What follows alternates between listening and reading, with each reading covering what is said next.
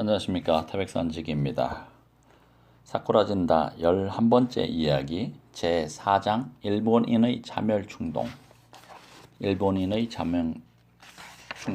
그 첫 번째 이야기, 사실인식 능력을 상실한 일본.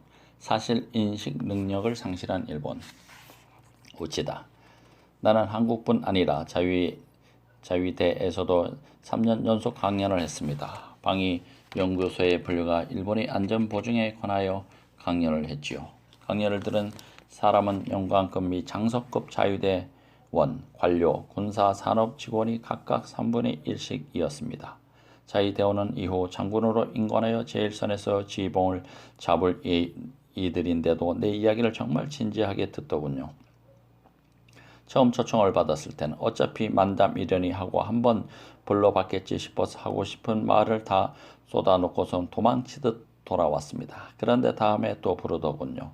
두 번째 해엔 연구소장이 바뀌었는데 그 사람이 뒤에 앉아 어지간히 미심쩍은 표정으로 내 강연을 듣는 걸 보고 이제는 더 이상 부르지 않을 것이라고 생각했는데 다음 해에 또 불려갔습니다. 그 소장이 작년에 하신 이야기 정말 흥미진진했습니다. 라고 말하더군요. 상대방은 내가 어떤 주장을 펼칠지 익히 알고 있을 터인데 나 같은 사람에게 일본의 안전보장에 관한 강연을 부탁한 것을 보면 일본은 미국의 속국이라는 이야기를 해도 무방하겠다 싶어 터놓고 이야기했지요. 자위대원들은 잠자코 내 이야기를 들었습니다. 그럴 수도 있겠구나 생각했겠지요. 그럴 만한 게 최전선에 있는 사람들은 대개 실용주의자이니까요.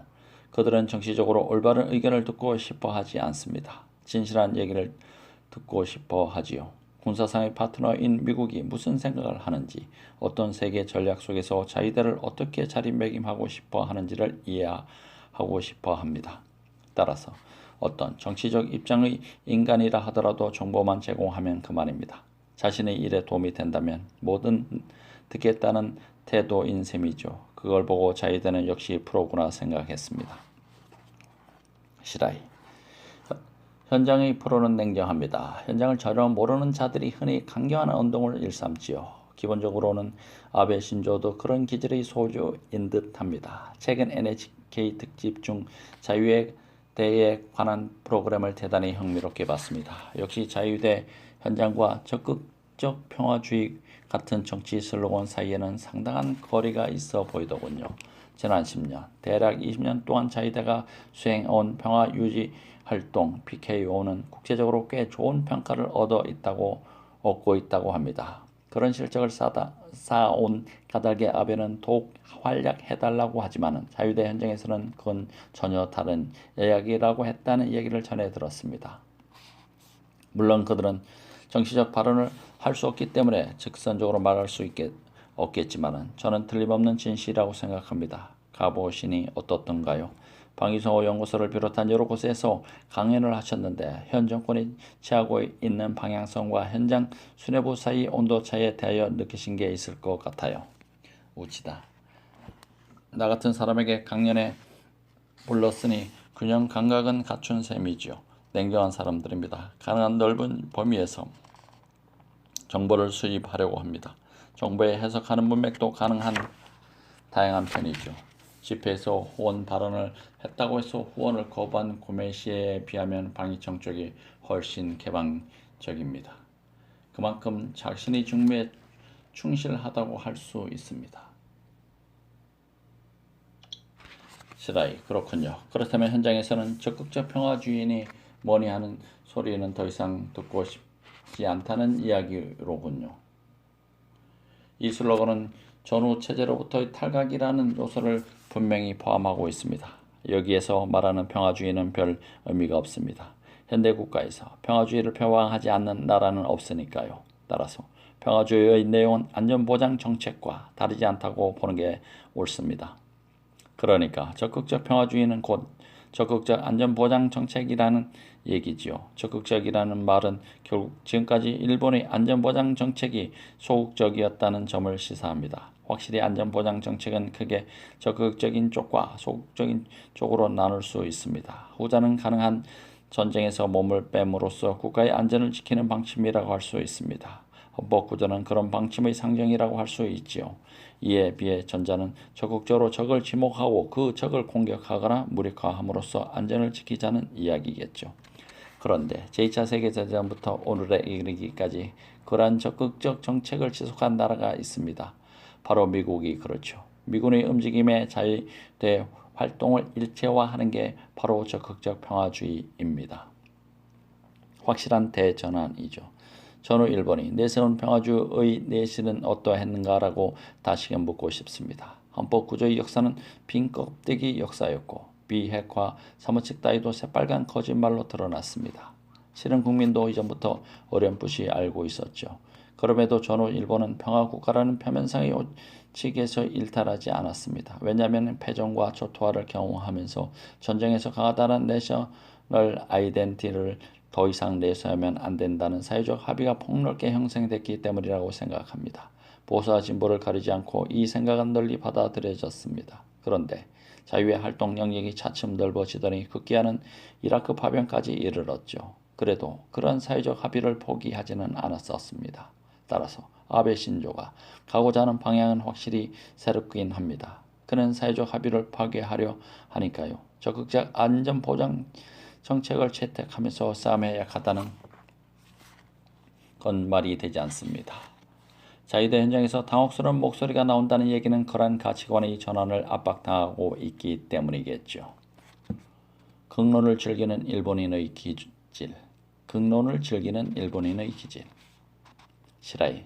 그뿐만이 아니라 대다수 국민도 그런 전환에 찬성한 적이 없다고 말할 겁니다. 아베 정권을 적극 재직하는 사람이라 해봐야 선거의 득표율로 증명됐다시피 고작 5명 중 1명에 지나지 않으니까요.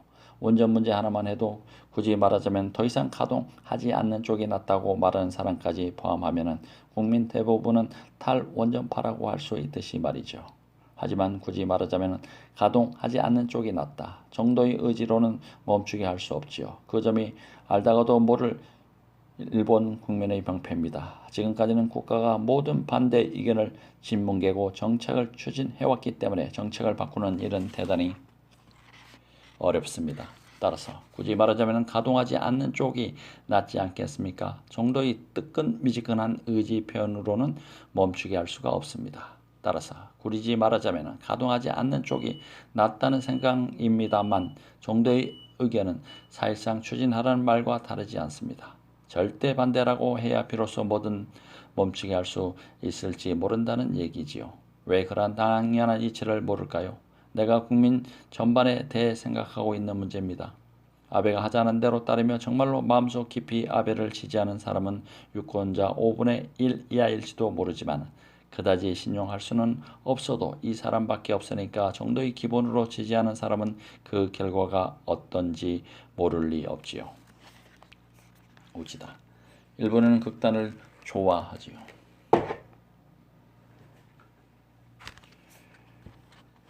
균형 감각을 유지하면서 팽팽한 의견이 오가는 대화를 생산적 논의가 이루어지는 상황은 좋아하지 않습니다. 단숨에 한쪽 극단으로 쏠려야 이해하기 쉽고 그렇게 논의가 진행돼야 다들 좋아합니다.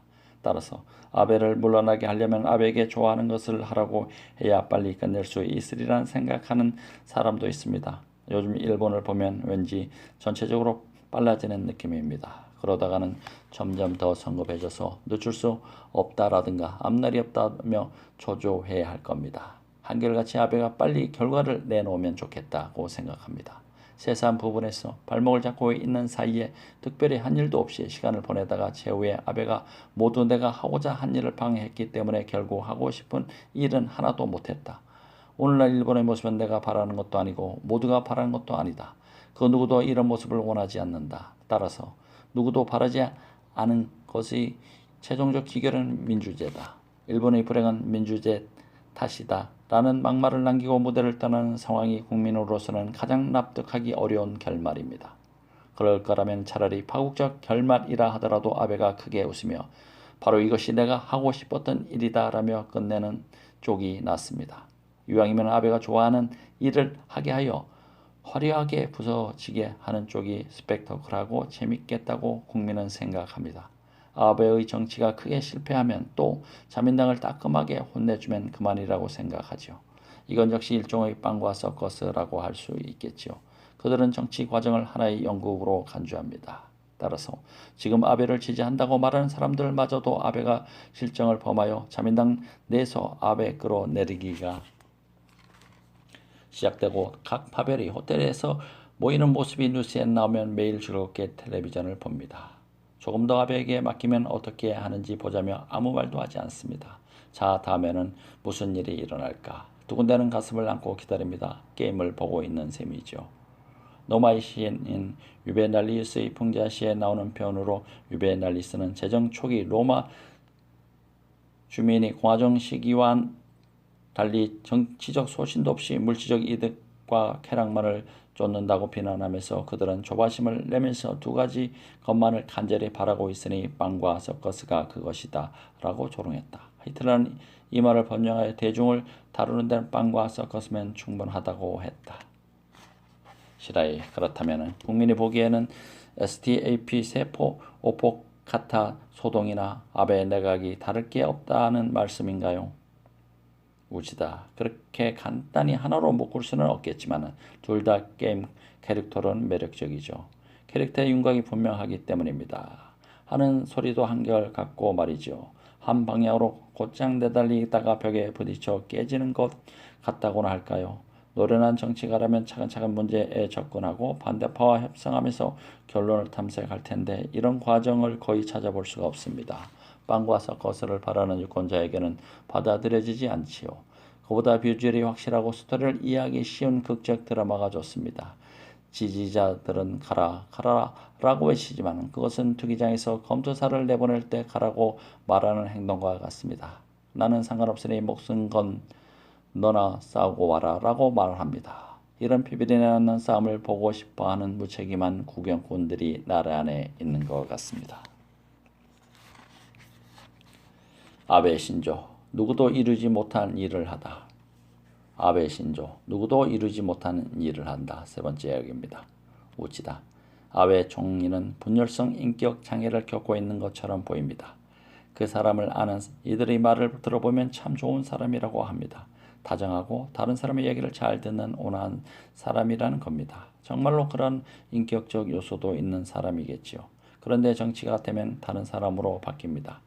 다시 말해 정치가 쪽 인격은 상당 부분 연극적으로 구축된 가상의 캐릭터란 얘기입니다. 정치가가 되는 과정에서 그는 많은 것을 포기한 듯 합니다. 다정하고 다른 사람의 이야기를 잘 듣는 온화한 인물은 정치 세계에서 살아남지 못합니다. 다른 사람의 페르소나를 빌릴 수밖에 없지요. 살아있는 인간인 자신에게 약점을 떼어내고 만든 가상 캐릭터이기 때문에 하는 짓이 극단적입니다. 살아있는 신체를 끌고 가다 보면 사용하는 언어에서 깊은 맛이 우러나기도 하고 애매해지기도 합니다. 놀리지 않다 하더라도 설득력이 있는 말을 하게 되죠. 또한 살아있는 인간이 바라는 언어에는 잡음이 있기 마련입니다. 그런데 이 사람의 말에는 노이즈가 전혀 없어요. 무라야마 다마를 재검토하겠습니다 라고 했다가 재검토하지 않겠습니다 라고 하면서 갑자기 우에서 좌로 극단적으로 바뀝니다. 그 사이 갈등은 어디에도 없습니다. 어느 쪽 언명도 뱃속에서 우러난 말이 아니기 때문이죠. 무라야마 다마를 재검토하겠습니다 라고 말한 정치적 인격도 재검토하지 않겠습니다 라고 말한 정치적 인격도 모두 빌려온 설정에 지나지 않습니다. 저쪽 페르소나가 한 말 를 다른 페르소나가 부정합니다.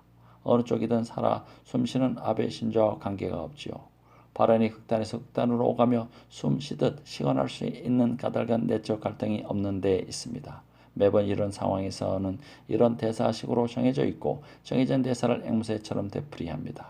그런 가문에서 자라났으니 어릴 때부터 자신의 개성이나 욕망은 억눌러야 했겠지요. 어디에 있는 학교를 갈지, 어느 회사에 취직할지, 언제 아버지의 비서가 될지, 언제 어느 선거구에서 입후보할지 전부 미리 정해집니다. 그런 식으로 하나에서 열까지 일방적으로 정해지는 환경에서 자랐기 때문에 살아 숨쉬는 자신의 신체의 저 깊숙한 곳에 감금되어 빠져나오지를 못합니다. 시라이, 그렇군요. 제가 보기엔 아베의 인격 괴리는 제2기 내각이 출변하면서부터 두드러진 것 같습니다. 동시에 비교적 성공적으로 운영해온 이번 정권과 별의 일치를 이루고 있지요. 영속 패전의 체제의 모순이 너무 심각했기 때문에 살아 숨쉬는 인간이라면 더 이상 정권을 운영할 수가 없었을 것입니다. 그건 그렇다 치고 정말 이상한 일은 아베 총리가 자신의 아버지 아베 신타로 이야기를 전혀 하지 않는다는 사실입니다. 외할아버지 기시 노부스케 얘기뿐입니다. 아마도 아베 신조의 눈에는 아버지의 태도가 정치가로서 전혀 남자답지 못하게 비쳤겠지요. 외할아버지는 진짜 남자였고 그 남자다움을 내가 이도 받아놓으라고 말하고 싶은 모양입니다. 그런데 싸움을 잘한다고 자랑할 수 없는 상황, 더 이상 사내 노릇을 할 수 없는 현실이 전후 일본에 주어진 조건입니다. 군사적으로 발기불능 상태가 된 셈이죠. 그런 발기불능 마초가 성질이 가장 좋지 않습니다. 자신이 발기불능이라는 사실을 무슨 일이 있어도 부정합니다. 달리 표현하면 패전의 부인이라고 할 수 있었겠네요. 그런 인간이 저지르는 짓은 숨이 일관하지 않습니다. 대미 관계에서 적나라하게 드러나죠. 말하자면 미국은 일본을 거세한 상대입니다. 따라서 헌법을 대하는 그들의 태도는 배배 꼬여 있을 수밖에 없습니다. 이번의 집단적 자위권 행사의 용인을 둘러싼 문제도 미국이 20년 전부터 지속적으로 요구해왔죠. 요구를 따랐다는 얘기인데 또다시 미국이 하라는 대로 한 겁니다. 그런데도 이것을 자주성 회복이라며 사람들을 구슬립니다. 헌법에 관한 아베의 최근 발언을 듣고 기분이 나쁜 이유는 그가 헌법을 몹시 싫어하면서도 찬양하는 데 있습니다. 해석 개헌을 통해 헌법 구조의 평화주의 정신을 더욱 확실하게 실현할 수 있다고 말하지 않았습니까? 정말 불쾌합니다. 속으로는 일본국 헌법을 지긋지긋하게 싫어하면서도 헌법의 정신은 훌륭하다느니 어찌했느니 하는 말을 늘어놓습니다. 헌법을 능력하는 일이죠. 왜 그러고 싶어 할까요? 헌법은 미국이 떠나면서 남긴 선물이기 때문에 미국의 분신이라 다름없습니다. 그런 미국의 분신을 미국의 명령에 따라 파괴하는 이상야릇한 상황입니다. 세계 최강 군대의 활동에 자위대를 보내면 세계 최강 군단의 일부가 될 수 있다는 생각이겠지요. 결국 미국이라는 비아그라를 먹고 무리하게 발기시킨 셈입니다. 그러고 보니 비아그라를 만드는 화이자 제약도 미국 회사군요. 초기 오웬 겐자브로와 이시하라 신타로의 문학적 모티브, 그들의 문학 작품에서 소령들이 지고 있는 기름직한 정치적 리비도가 대문자 정치에 투사되는 것처럼 보여 두렵기도 합니다. 우치다. 종래 대미 종속을 통한 대미 자립 전략은 대단히 복잡하게 구축되었습니다. 그런데 아베는 대미 종속과 대미 자립을 번갈아 들고 나옵니다. 후텐마 기지를 둘러싼 문제와 관련하여 오키나와 현 지사의 양보를 받아내기가 무섭게 야스쿠니 신사를 참배합니다. 집단적 자위권 용의를 내각 회의에서 결정한 직후에 북한에 대한 경제 제재를 해제합니다. 결국 대미 종속의 포즈를 한번 취한 다음 바로 미국이 싫어하는 짓을 합니다. 그래야 셈이 맞아 떨어진다고 생각하는 듯 합니다. 미국이 싫어하는지, 그러니까 야스쿠니 참배나 북한과 접근하는 일은 아베 입장에서 보면 대미 종속의 대가로 허용된 그 나름의 성과인 셈입니다. 선물을 보낸 후에 밖에서 돌을 던져 그 집 유리창을 깹니다. 그러면 상쇄된다고 생각하는 것 같아요. 아무리 생각해도 참 이해하기 어려운 짓입니다. 예전의 대미 종속을 통한 대미 자립은 한 인간의 마음속에서 명종복배라는 갈등을 불러들였지요. 그래서 무슨 말을 하는지 쉽게 알 수 없습니다. 그런데 아베는 다릅니다. 대미 종속과 미국이 싫어하는 짓을 할 권리가 물물 교환처럼 이루어집니다. 문제는 종속의 대가라는 게 미국이 싫어하는 짓을 할 권리이지 일본의 국익이 아니라는 점입니다. 야스쿠니 참화만 해도 일본의 국익과 아무런 관련이 없습니다. 참배 지지자들이 말하듯이 사적인 종교 의례에 지나지 않습니다. 대미 종속은 단적으로 일본의 국익을 줄여가며 뭔가를 바치는 일입니다. 대미 종속과 교환하여 손에 넣은 이익이란 사적인 종교 감정 충족이지요. 본래는 국익과 국익의 거래 수준에서 오갔던 이야기가 국익과 사익의 거래 차원으로 이동하고 있습니다. 바로 그렇기 때문에 갈등이 없습니다. 일본이 무엇을 잃고 그 대신 아베 신조 개인이 무엇을 얻는가라는 구도이기 때문에 갈등이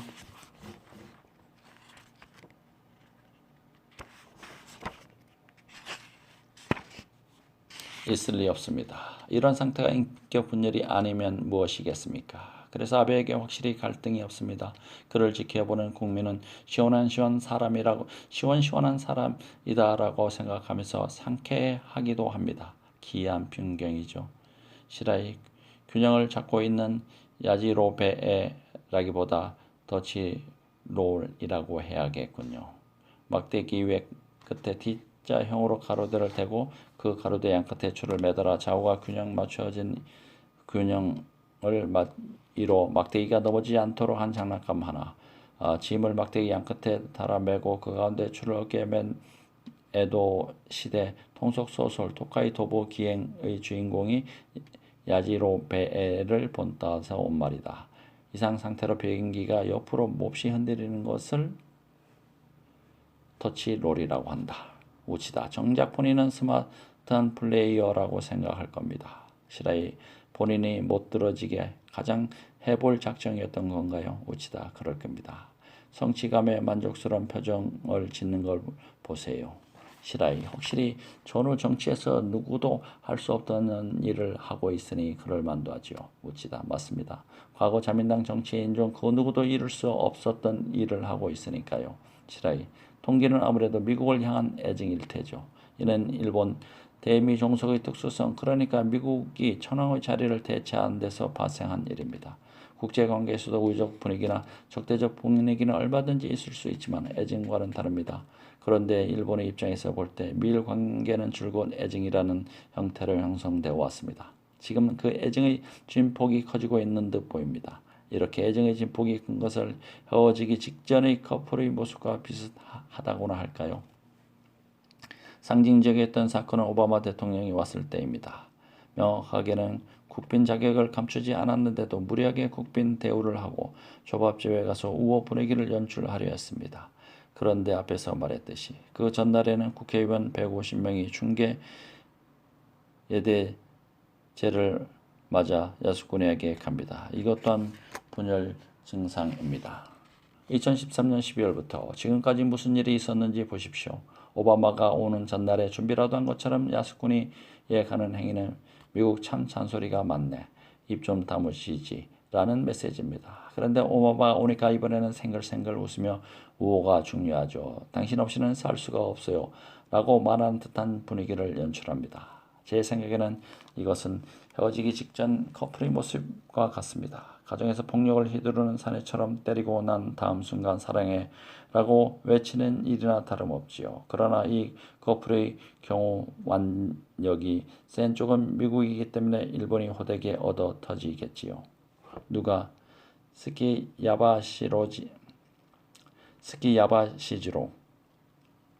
도쿄 긴자에 있는 유명한 스시집 에 데려간다면 일본인은 좋아서 눈이 휘둥그레질지 모르지만 음식을 절반 정도 남긴 걸로 미뤄보건대 오바마는 별로 좋아하지 않았던 모양입니다. 그에게는 환대가 아니었다는 말이죠. 국내용으로 인류 식당에 데리고 갔습니다. 하면서 포즈를 취했을 따름입니다. 1년에 한두 번이나 정해진 날에 신사에서 치르는 대제. 우치다. 문화 자본으로서 스키야바시지로의 위상을 이해할 수 있는 사람은 일본인 미시카뿐이니까요. 완전히 국내용 퍼포먼스였습니다. 오바마 대통령을 어떻게 환대할지는 부차적 문제입니다. 오바마가 특별히 초밥을 좋아한다는 것 같지는 않습니다. 그런데 무리하게 데리고 가서 카운터에 앉혀놓고 일본 술을 권합니다. 대통령과 대등한 관계라는 모습을 일본 국민에게 시각적으로 과시하고 싶었을 뿐이죠. 유치한 반미주의로 기착할 가능성.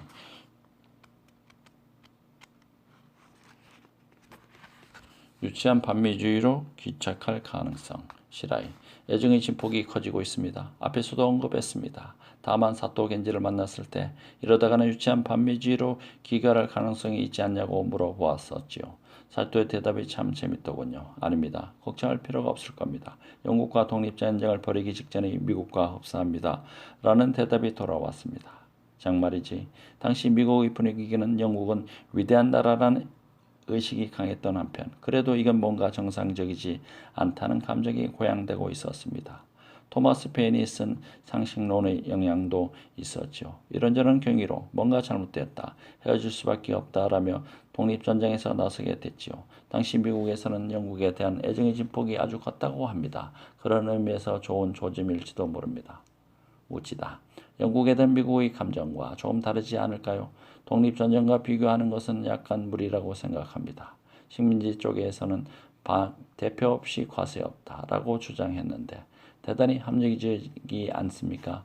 세상사람 그 누가 들어도 이치가 닿는 이야기죠. 누군가 이럴 거면 독립하는 게 낫다라고 말하면 그래 그렇지라고 맞장구를 치는 사람이 많아지죠. 그런데 미국이 일본과 헤어질 경우 이와 비슷한 합리적인 말을 듣기 어려울 것입니다. 대미 종속을 통한 대미 자립인 까닭에 다른 나라부터 종속되고 싶다는 말인지 독립하고 싶다는 말인지 확실히 해라 라는 말밖에 들을 게 없습니다. 확실히 하지 않으면 독립선언과 같은 종합적인 언설은 얼굴도 내밀지 못합니다. 그런데 일본은 합리적으로 미국으로부터 이탈을 말할 수가 없습니다. 따라서 일본인이 미국으로부터 이탈할 경우 분열되어 있던 종속 인격과 자립 인격의 폭발적 통합이 일어나 비논리적이고 정념적인 엉망진창 상태로 바뀔 수밖에 없다고 생각합니다. 센카쿠를 계기로 미일 안보 조약이 휴지 조각이 되었다는 사실이 일본 국민에게 널리 알려지는 상황이 두려운 이유가 여기에 있습니다. 미국은 무슨 일이 있어도 일본과 중국이 군사적 긴장 상황에 놓이지 않게 할 것입니다. 만약 실패하면 일본인과 70년에 걸친 미국에 대한 굴욕감과 원한이 분출할 것입니다. 시라이 그래서 미국은 사전에 단호하게 만류한다는 방침으로 움직이고 있다고 생각합니다. 무치다. 일이 일어나기 전에 말릴 수밖에 없습니다. 일단 일이 발생하면 말릴 방법이 없으니까요. 일본인이 흥분을 하면 더 이상 말리지 못합니다. 이와 같은 분열적인 인격이 이게 진짜 나다라고 말할 정도로 심각한 상태에 이르면 더 이상 손쓸 수 없지요. 시라이 그렇다면 아베를 해고하는 방법도 하나의 선택이겠군요. 우찌다. 그렇습니다. 미국 입장에서 볼 때 가장 합리적인 선택지라고 생각합니다.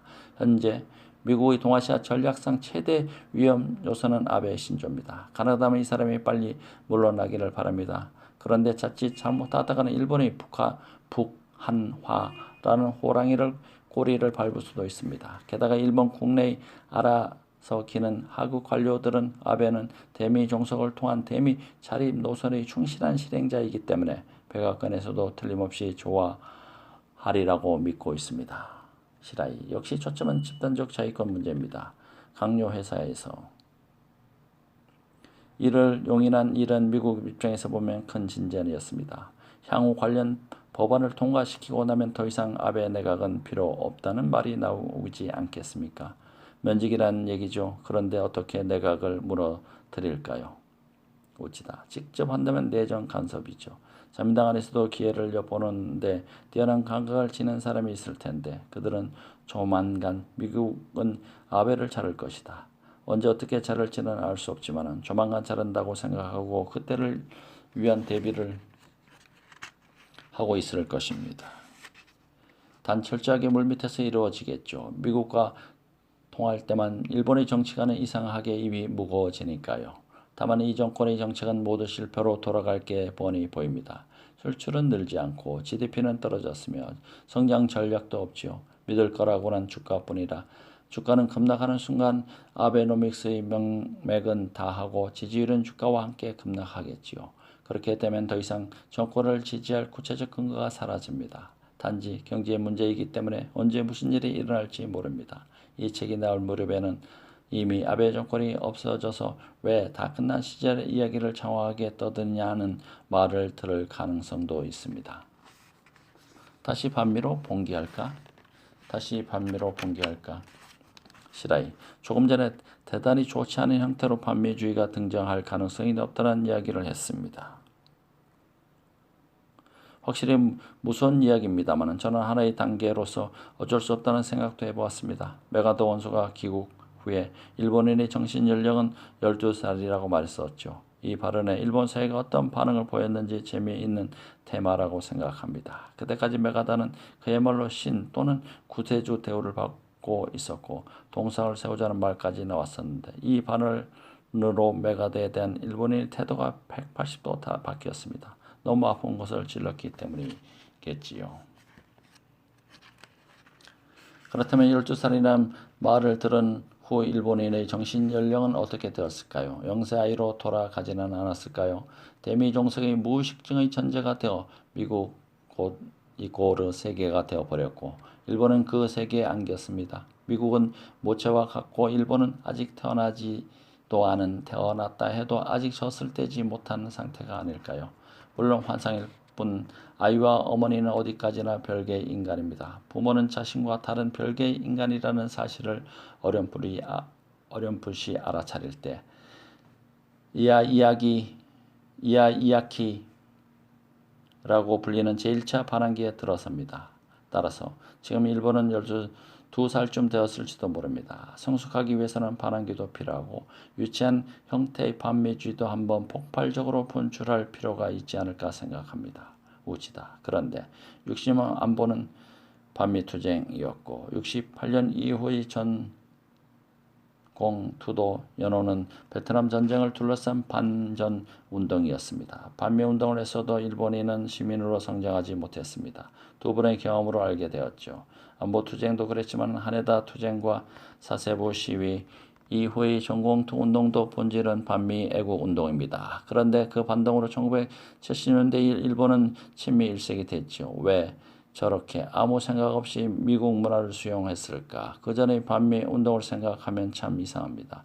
젊은이들은 나이방을 쓰고 컨버스 운동화에 리바이스 청바지를 입고 이글스를 들었으며 서핑을 즐겼습니다. 어제까지만 해도 미제 타도를 외쳤던 젊은이들이 미국 서해안 문화로 날아오릅니다. 당시 반미의 친미로 급변하는 모습은 정말 놀라웠죠. 그 무렵부터 문화는 소비활동에서 하나의 중심이 됩니다. 그에 따라 기업 광고를 통해 젊은이 문화를 대대적으로 후원했습니다. 시라이 그랬군요. 그런 맥락에서 스스미 세이지가 한 일은 무엇이었는지도 생각해야만 합니다. 우치다. 그 시기를 생각하면 참 재밌습니다. 1970년대는 정말이지 알다가도 모를 시기였어요. 그림의 일종의 문화적 지각 변동이 이뤄지만은 나는 알아채지 못했습니다. 시라이. 미일 관계를 연구하는 제 친구는 미국이 일본의 학생운동을 어떻게 조사하고 관련 정보를 수집했는지를 검토하고 있습니다. 당시 미국의 눈에는 60년 안보든 그 후의 전공 투 운동이든 대단히 위험해 보였을 것입니다. 일본의 젊은 세대는 이토록 반미적이란 말인가 하고 생각했겠지요.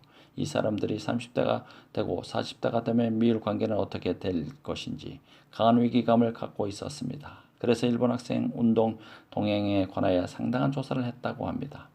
라이샤워를 비롯한 몇몇 일본 관련 연구자도 이 문제를 해결하기 위해서 직무를 수행한 측면이 있었던 듯합니다. 그 직무는 미국 쪽에서 비밀 문서가 공개되면서 흥미로운 사실이 드러나고 있다고 말하더군요. 그렇게 생각하면 문화를 통한 친미적 분위기는 상당히 인위적인 부분도 있었던 것 같습니다. 우치다. 인위적인 부분이 적지 않이 있었다고 생각합니다. 내가 CI였더라도 그렇게 했을 테니까요. 어떻게든 일본 국내의 대미 감정을 개선하려고 했을 테죠.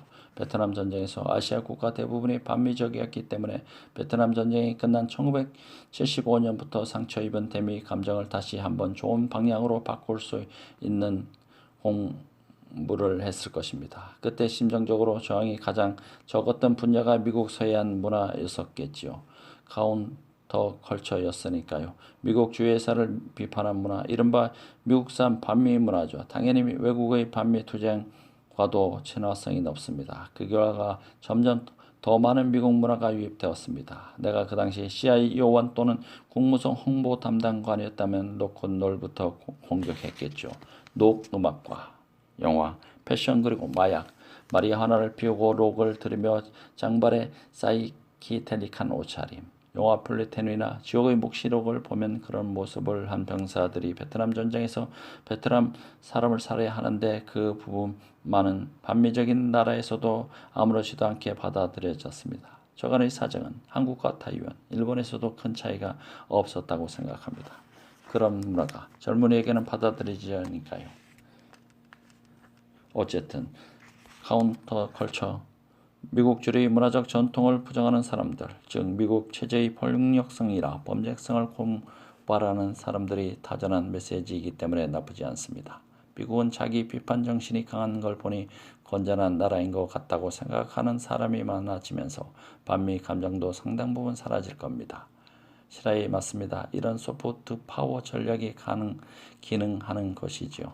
우치다. 반문하는 그 나라와 정치적으로 적대하는 나라에서 보면 유일하게 반불칠 섬입니다. 외교적으로 말하면 어떤 나라든 반권력적인 담론이나 반체적인 예술이 있는 쪽이 낫습니다. 그래 가상 적국 사람들에게 발붙일 섬이 될 수 있기 때문이죠. 시라이. 나라도 크고 인구도 많으니까 주리파와 다른 생각을 하는 사람도 적지 않겠지요. 우치다. 베트남 전쟁 후 미국이 그다지 국제적 위신을 잃지 않고 그 후에도 세계의 혁신적인 젊은이를 끌어모을 수 있었던 이유는 미국 내 반권력 문화, 카운터 컬처가 존재하는 데 있습니다. 시라이 그렇군요. 카운터 컬처는 반권력적이고 반미국적으로 보이지만은 실은 미국의 국익에 크게 기여하고 있습니다. 오치다. 그렇습니다. 밥 딜런, 제임스 브라운, 제니스 조플린이 미국의 국익에 얼마나 큰 공헌을 하고 있는지 모릅니다. 스티브 잡스와 마크 저크버그도 마찬가지죠. 그런 반권력적 이미지의 태도가 불량한 젊은이가 실은 나라를 지탱하는 그림 참 멋집니다. 그것이야말로 우리가 결코 따라잡을 수 없는 미국의 강점이죠. 사쿠라진다 11번째 이야기 여기서 마치겠습니다. 대단히 감사합니다.